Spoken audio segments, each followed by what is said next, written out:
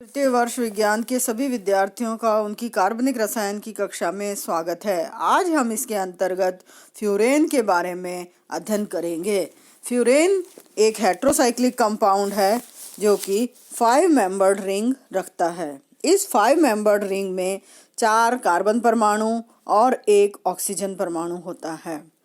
4 carbon 4 electron देते हैं और 1 ऑक्सीजन 2 इलेक्ट्रॉन देता है और इस तरह से इसके अंदर 6 पाई इलेक्ट्रॉन सिस्टम कंप्लीट होता है और ये हकल के नियम का पालन करता है और एक हेट्रोसाइक्लिक एरोमेटिक कंपाउंड की तरह से व्यवहार करता है। सबसे पहले हम इसके निर्माण की विधियों के बारे में अध्ययन करते हैं या method of synthesis. Method of synthesis में सबसे पहले है शीले की विधि या शीले मेथड। शीले ने फ्यूरेन को म्यूसिक एसिड के द्वारा बनाया। म्यूसिक एसिड का फॉर्मूला है COH, CHOH, CHOS, CHOH और फिर CHOH और COH, यानी 4 कार्बन पर सबसे पहले और छठे कार्बन पर कार्बोक्सिलिक समूह है और बीच में 4 कार्बन परमाणुओं पर CHOH समूह उपस्थित है। जब इसका शुष्क आसवन करा जाता है यानी इसका ड्राई डिस्टिलेशन करवाया जाता है तो ड्राई डिस्टिलेशन पर स्क्रीन पर दिखाए संरचनाओं के अनुसार 3 जो डॉटेड लाइन से बनाए हुए हैं 3 वाटर मॉलिक्यूल इसके अंदर से निकल जाते हैं। 3 वाटर मॉलिक्यूल के साथ साथ 2 कार्बन डाइऑक्साइड के मॉलिक्यूल भी निकल जाते हैं और इस प्रकार से फ्यूरेन का निर्माण होता है। डिटेल में यदि हम देखें तो जब म्यूसिक एसिड का ड्राई डिस्टिलेशन करवाया जाता है तो उसके अंदर कार्बन नंबर 2 और 3 के बीच में से, कार्बन नंबर 4 और 5 के बीच में से और कार्बन नंबर 1, 2 और 5 के बीच में से, तो इस तरह से 3 जल के अणु निकलते हैं। तो इस तरह से 3 जल के अणु निकलने के बाद एक कार्बन डाइऑक्साइड का अणु फर्स्ट स्टेप में निकल जाता है और फ्यूरोइक एसिड का निर्माण होता है। ये फ्यूरोइक एसिड फिर और ज़्यादा गर्म करने पर एक कार्बन डाइऑक्साइड के अणु को और निकाल देता है और इसके पश्चात विकार्बोक्सिलेशन होने पर फ्यूरेन का निर्माण होता है। दूसरी विधि है इसके निर्माण की फरफ्यूरल से। फरफ्यूरल एक उपयोगी कंपाउंड है। ये कंपाउंड एल्डोपेंटोस से प्राप्त किया जाता है। एल्डोपेंटोस का मतलब कि कार्बन नंबर 1 पर CHO समूह है और उसके बाद अगले बचे हुए शेष का 4 कार्बन पर CHOS समूह उपस्थित होता है। जब इसके अंदर से एक जल का अणु निकलता है और फिर ऑक्सीडेशन हो जाता है तो फ्यूरोइक एसिड या फरफ्यूरल का निर्माण होता है। फरफ्यूरल में सेकंड नंबर पर CHO समूह उपस्थित होता है। फ्यूरेन की 5 मेंबर्ड रिंग है और साथ में सेकंड नंबर पर CHO समूह उपस्थित होता है। इस कंपाउंड को हम फरफ्यूरल कहते हैं। ये एक अल्फा एल्डिहाइड कंपाउंड है और इससे अन्य फ्यूरेन व्युत्पन्न भी बनाए जा सकते हैं। पेंटोस शर्करा के अम्ल उत्प्रेरक निर्जलीकरण के द्वारा इसको बनाया जाता है। फरफ्यूरल को व्यापारिक मात्रा में बनाने के लिए प्रारंभिक पदार्थों के रूप में पेंटोसेस को काम में लेते हैं। ये पेंटोसेस चावल, जई और बिनौला के टुकड़ों और मकई के डंठलों के बीच में उपस्थित होता है।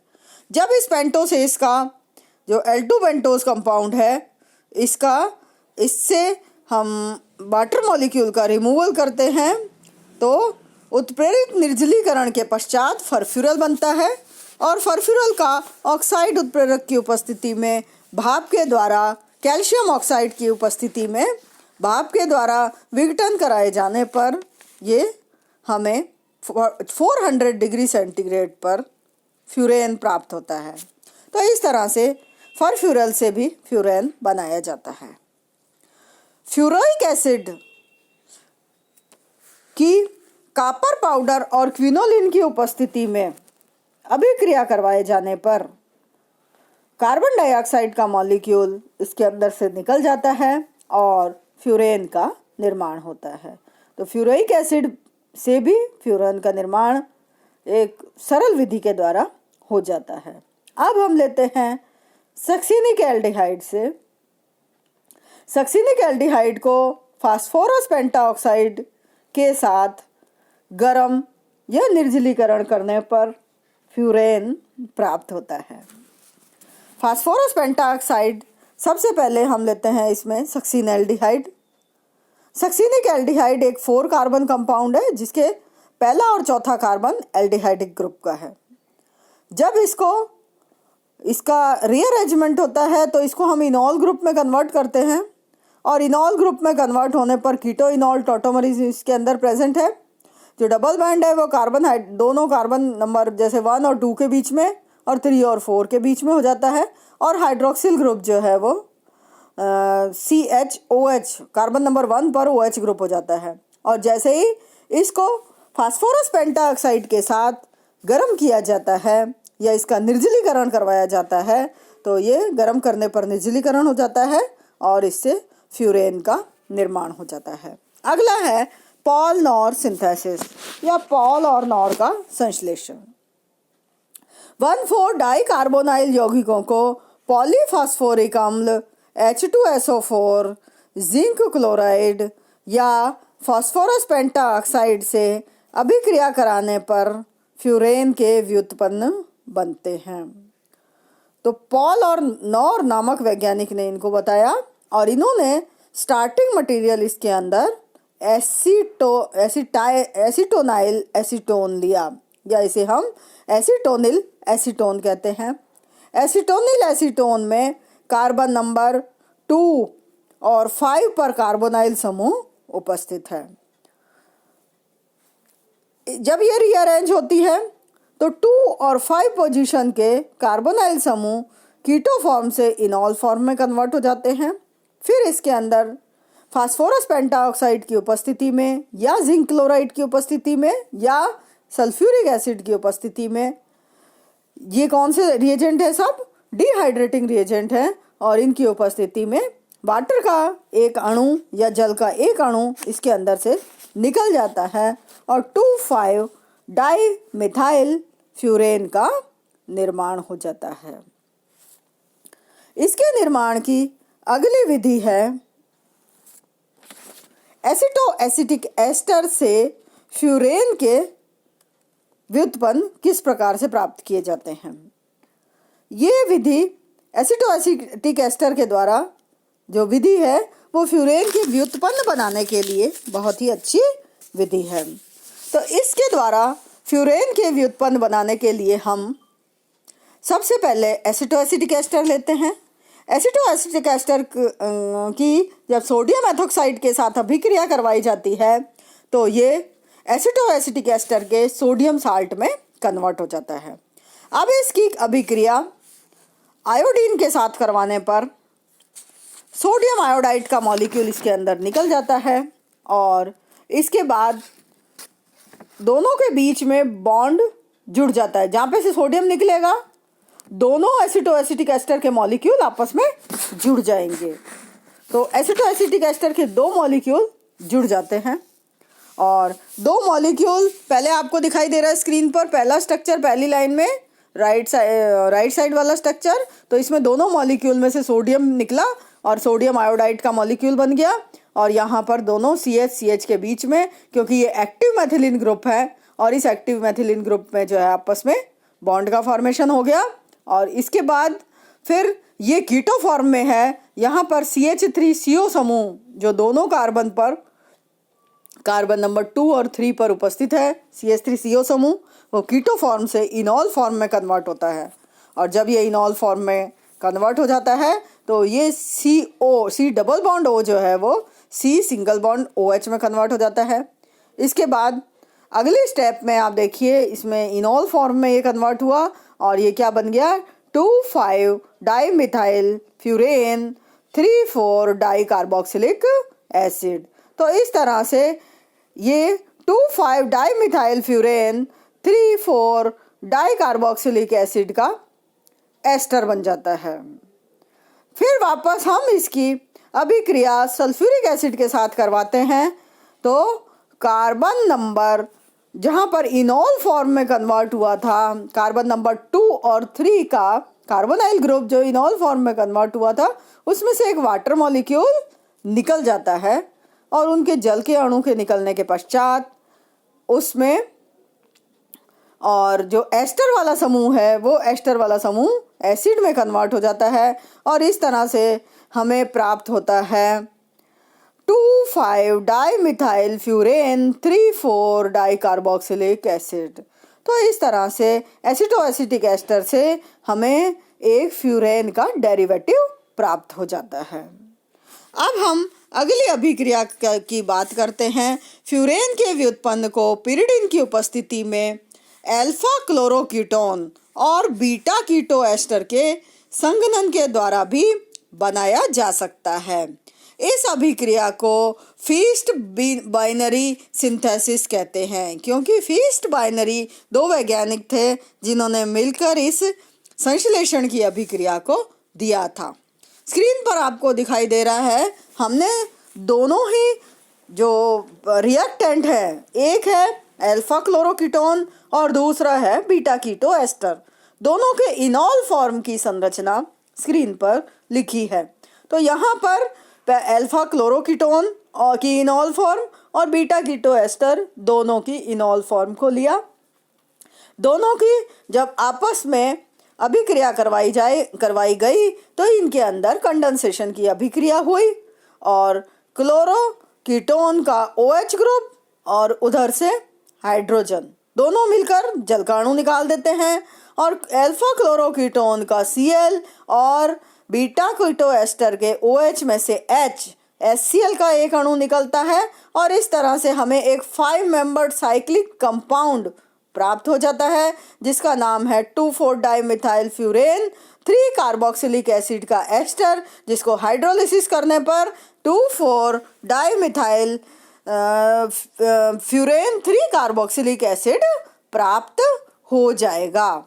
तो इस तरह से ये 7 विधियां हैं जिनके द्वारा हम फ्यूरेन की संरचना मतलब फ्यूरेन का निर्माण प्रयोगशाला में कर सकते हैं। अब हम इसके भौतिक गुणों की बात करते हैं या प्रॉपर्टीज ऑफ फिनॉल के बारे में अध्ययन करते हैं। तो सबसे पहले हम फिजिकल प्रॉपर्टीज की बात करते हैं। यदि फिजिकल प्रॉपर्टीज की बात करें तो फ्यूरेन एक रंगहीन द्रव है यानी कलरलेस लिक्विड है। इसका बॉइलिंग पॉइंट है 32 डिग्री सेंटीग्रेड। जल में ये अविलेय होता है और अल्कोहल में ये पूर्ण रूप से विलेय होता है। ईथर में भी ये पूरी तरह से घुल जाता है। इसकी स्मेल क्लोरोफॉर्म के समान ही होती है। इसका डाइपोल मोमेंटम या इसका द्विध्रुव आघूर्ण 0.7 D के बराबर होता है। यदि अल्ट्रावायलेट पीक इसका देखें तो ये 191 और 205 nm पर एब्जॉर्प्शन बैंड मिलता है। IR स्पेक्ट्रा में इसका 3000 to 3100 सेंटीमीटर पर CH स्ट्रेचिंग और 1590, 1490 और 1400 पर सेंटीमीटर पर एरोमेटिक सिस्टम के कारण कैरेक्टरिस्टिक बैंड प्राप्त होते हैं। NMR स्पेक्ट्रा में beta double bond CH proton 3.7 टॉ पर और अल्फा CH प्रोटॉन 2.62 टॉ पर मिलते हैं और क्योंकि यहाँ पर -I इंडक्टिव इफेक्ट नाइट्रोजन से इसके अंदर अधिक होता है और इस कारण से जो इसका फील्ड है ये लोअर फील्ड की तरफ मिलते हैं, पायरोल की तुलना में लोअर फील्ड की तरफ मिलते हैं। तो ये इसके कुछ भौतिक गुणधर्म हैं। यदि हम संरचना की बात करें तो फ्यूरेन में, जैसा कि मैंने आपको शुरू में बताया, एक एरोमेटिक षष्ठक उपस्थित होता है और इसके अंदर 4 इलेक्ट्रॉन 4 कार्बन से और 2 इलेक्ट्रॉन ऑक्सीजन परमाणु से वलय में आते हैं और फ्यूरेन की विभिन्न अनुनादी संरचनाएं हमें प्राप्त होती हैं, जो कि आपको स्क्रीन पर दिखाई दे रही हैं। फ्यूरेन की रेजोनेंस एनर्जी 16 किलो कैलोरी पर मोल होती है, या इनको जूल में लें तो 71.1 माइनस 96.2 किलो जूल पर मोल। जो 96.2 किलो जूल पर मोल है वो बेंजीन की रेजोनेंस एनर्जी है और इसकी है 71.1, यानी बेंजीन की रेजोनेंस एनर्जी से ये जो रेजोनेंस एनर्जी है वो कम होती है, बेंजीन की तुलना में इसकी कम होती है, केवल 16 किलो कैलोरी पर मोल होती है। और जो है वो इस कारण से ये एरोमेटिक कंपाउंड का व्यवहार तो देता है, परंतु बेंजीन की तुलना में ये इसकी जो रेजोनेंस एनर्जी है उसका मान कम होता है, और जहाँ रेजोनेंस एनर्जी का मान कम है इसका मतलब कि इसकी रिएक्टिविटी ज़्यादा होती है। इस सिद्धांत के अनुसार चारों कार्बन परमाणु मॉलिक्यूलर ऑर्बिटल थ्योरी, यदि हम इसकी देखें तो इसकी मॉलिक्यूलर ऑर्बिटल थ्योरी समझने के लिए इसमें ये माना जाता है कि इस सिद्धांत के अनुसार चारों कार्बन परमाणु और एक ऑक्सीजन परमाणु सभी sp2 संक्रित अवस्था में होते हैं। इस अवस्था में प्रत्येक कार्बन से 1 इलेक्ट्रॉन तथा ऑक्सीजन के पास से 2 इलेक्ट्रॉन लिए जाते हैं। इन ऑर्बिटलों में कोलैटरल ओवरलैपिंग होता है या समपार्श्विक अतिव्यापन होता है, और समपार्श्विक अतिव्यापन होने के कारण बेंजीन के एरोमेटिक सेक्सटेट के आधार पर स्थायीकरण विस्थानीकरण प्रभाव या स्टेबलाइजिंग डीलोकलाइजेशन इफेक्ट होता है, और इसमें सी सिंगल बॉन्ड ओ बंध लंबाई 1.37 एंगस्ट्रॉम होती है। इसीलिए फ्यूरेन एरोमेटिक व्यवहार को प्रदर्शित करता है। धन्यवाद।